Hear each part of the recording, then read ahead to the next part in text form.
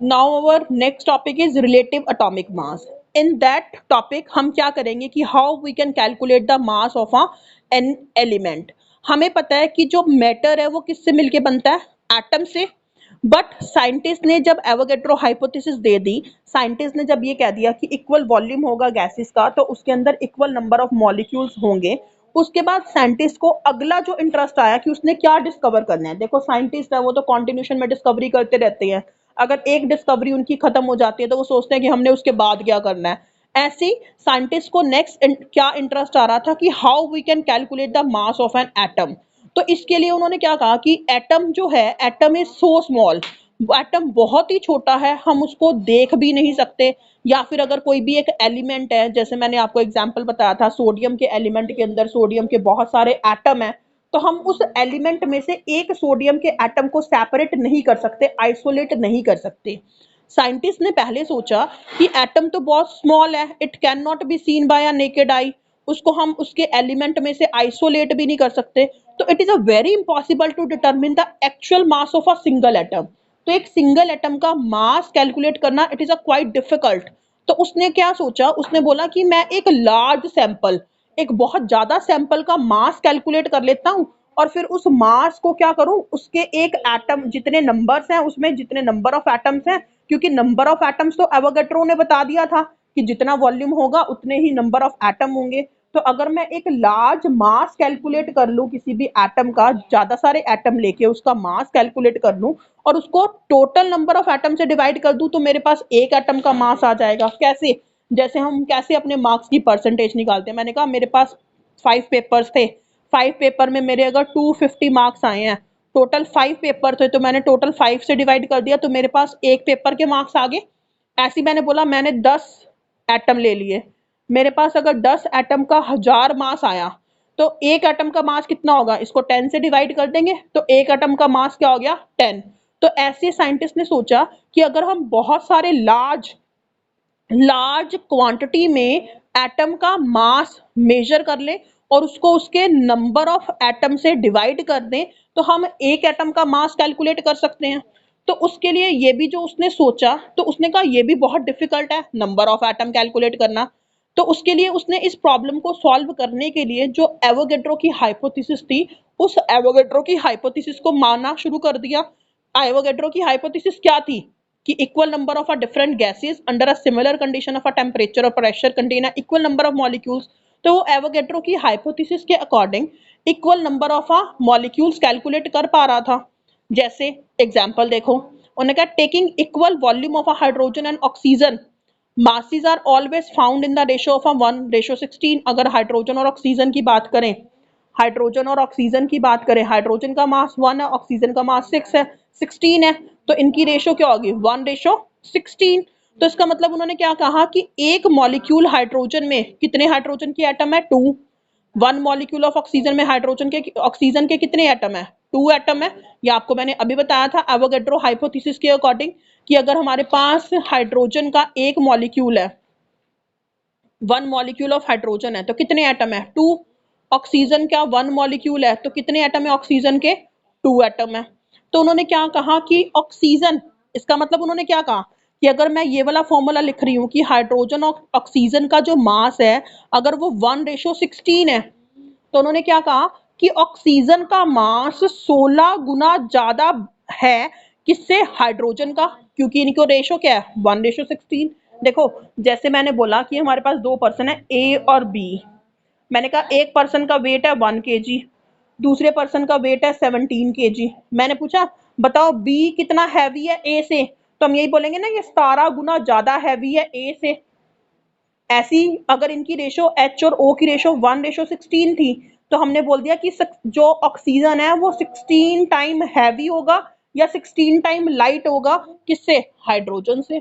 तो हम इन्होंने फिर क्या करा, उन्होंने हाइड्रोजन को इस कॉन्सेप्ट के अकॉर्डिंग हाइड्रोजन को स्टैंडर्ड मानना शुरू कर दिया। उन्होंने कहा कि हम हाइड्रोजन को स्टैंडर्ड मान के हाइड्रोजन की हेल्प से, अगर हाइड्रोजन के साथ सल्फर जुड़ रहा है लेट सपोज, मैंने कहा हाइड्रोजन का 1 है और सल्फर का 32 है, तो हम इसमें क्या कह देंगे कि जो सल्फर है वो 32 टाइम्स हैवियर है देन हाइड्रोजन। तो उन्होंने कहा हाइड्रोजन को स्टैंडर्ड मान के, हाइड्रोजन को रेफरेंस मान के हम दूसरे एटम का एटॉमिक मास कैलकुलेट कर सकते हैं।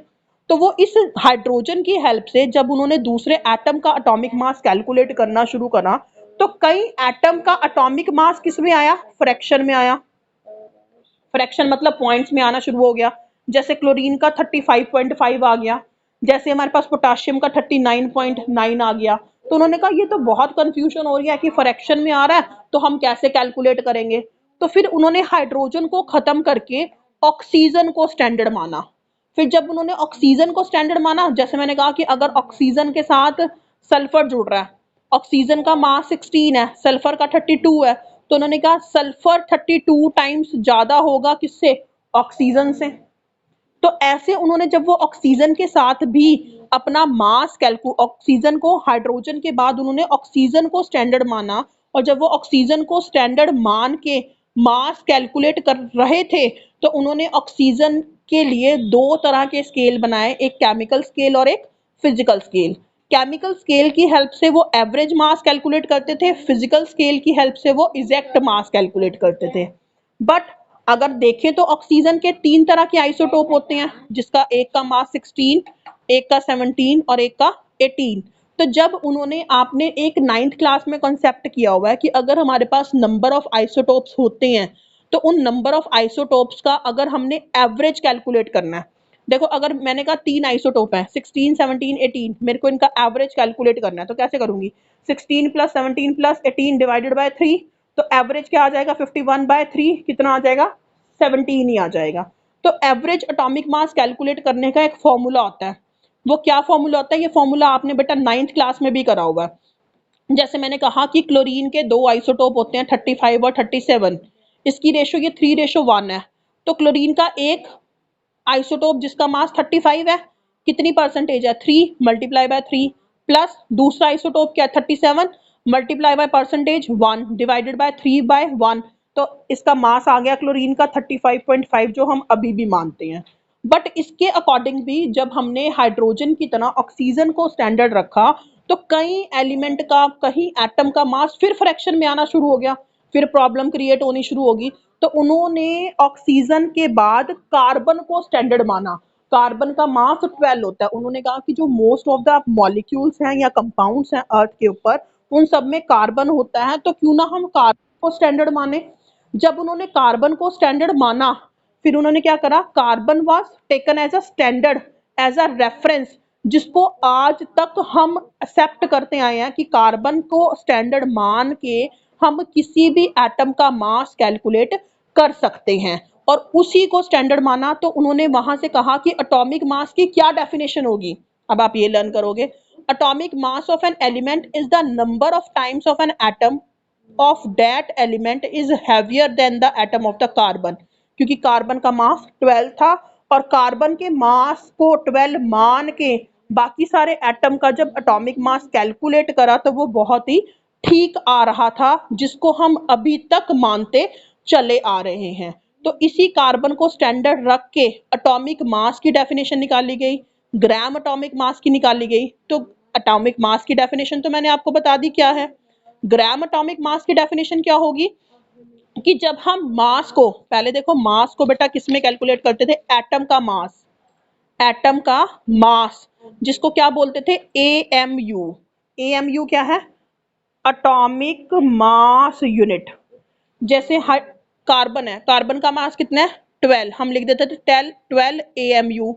ऑक्सीजन का मास कितना है 16 AMU, atomic mass unit. But with the passage of time जब कार्बन 12 को स्टैंडर्ड माना गया, तो हमने इस एटॉमिक मास यूनिट को रिप्लेस कर दिया यूनिफाइड यूनिट से, जिसको क्या लिख देते हैं, यू। तो अब एएमयू की जगह हम कार्बन का मास 12 यूनिट लिखने लग गए हैं, ऑक्सीजन का मास 16 यूनिट लिखने लग गए हैं। अगर हमें ग्राम, देखो अगर मैंने बोला एटॉमिक मास को मेरे को ग्राम में कैलकुलेट करना है, तो it is called a gram atomic mass. तो कार्बन का मास अगर मेरे को वैसे यूनिट में लिखना है, तो 12 यूनिट, हम मास में भी लिख सकते हैं 12 ग्राम।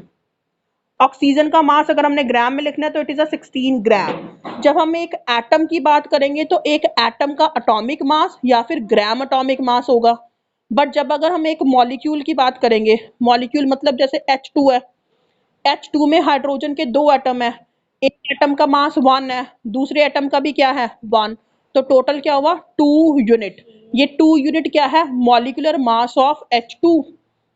ऐसी अगर मैंने कहा H2O है, H2O का मॉलिक्यूलर मास निकालो। मॉलिक्यूलर मास कैसे निकालते हो, हाइड्रोजन का 1 है, 2 टाइम्स है मल्टीप्लाई बाय 2 प्लस ऑक्सीजन का 16 तो 18U। 18U is the molecular mass of H2O।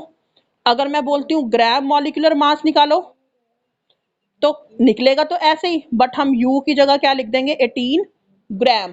किसी भी वर्ड के आगे बेटा अगर ग्राम आ जाता है तो उसके यूनिट U को हम सिर्फ किस में चेंज कर देते हैं ग्राम में। तो ऐसे हम कार्बन को स्टैंडर्ड मान के किसी भी एटम का एटॉमिक मास और किसी भी एलिमेंट का मॉलिक्यूलर मास कैलकुलेट कर सकते हैं। तो यहीं से हमारे पास 4 डेफिनेशन आई, एटॉमिक मास की, ग्राम एटॉमिक मास की, मॉलिक्यूलर मास की और ग्राम मॉलिक्यूलर मास की। ये सारी जो चारों डेफिनेशन है ये कोवेलेंट कंपाउंड के केस में है बेटा। बट अगर हम आयनिक कंपाउंड की बात करें, देखो कोवेलेंट कंपाउंड क्या होते हैं बेटा, जैसे मैंने जितने भी ये लिखे, वाटर है, हाइड्रोजन है, ऑक्सीजन ऑक्सीजन है, मीथेन है, अमोनिया है, ये सारे कोवेलेंट कंपाउंड है। जब हम कोवेलेंट कंपाउंड को किसी भी सॉल्वेंट में या सॉल्यूशन में घोलते हैं तो वो टूटते नहीं हैं, वो एज इट इज ऐसे ही रहते हैं। बट जब मैं आयनिक कंपाउंड की बात करूं तो आयनिक कंपाउंड को जब सॉल्यूशन में डिसॉल्व करते हैं तो वो डिसोशिएट हो जाते हैं आयन में, डिसोशिएट इनटू आयंस। जैसे NaCl है, NaCl को अगर मैं पानी में घोलती हूँ तो ये Na पॉजिटिव और Cl नेगेटिव में टूट जाता है। जबकि मैं ग्लूकोज की बात करूं, ग्लूकोज का फॉर्मूला क्या है C6H12O6। अगर मैं इसको वाटर में डिसॉल्व करूं तो ग्लूकोज टूटता नहीं है, ये C6H12O6 की फॉर्म में रहता है। क्यों, क्योंकि ये क्या है एक कोवेलेंट कंपाउंड है। तो हम इसका क्या कैलकुलेट करेंगे molecular mass. But ionic compound के केस में हम मॉलिक्यूलर मास को क्या बोल देते हैं बेटा फॉर्मूला मास। कैलकुलेट करने का तरीका वही है बट मॉलिक्यूलर मास को क्या बोल दिया फॉर्मूला मास। किस केस में, in case of a ionic compound. But calculate कैसे करेंगे वो सेम ही है। देखो जैसे NaCl का मास कैलकुलेट करना है आपको आता भी है, Na का मास कितना होता है 23, Cl का 35.5 तो कितना हुआ 58.5। बट अगर मैंने H2SO4 का मास कैलकुलेट करना है मॉलिक्यूलर मास, क्योंकि ये डिसोशिएट नहीं होता तो वो क्या आएगा 98। इस केस में इसको मॉलिक्यूलर मास बोल देंगे। बट अगर ये आयंस में डिसोशिएट हो गया तो इस मॉलिक्यूलर मास को हम फॉर्मूला मास बोल देंगे। इसी के साथ साथ आपका ये वाला टॉपिक भी फिनिश।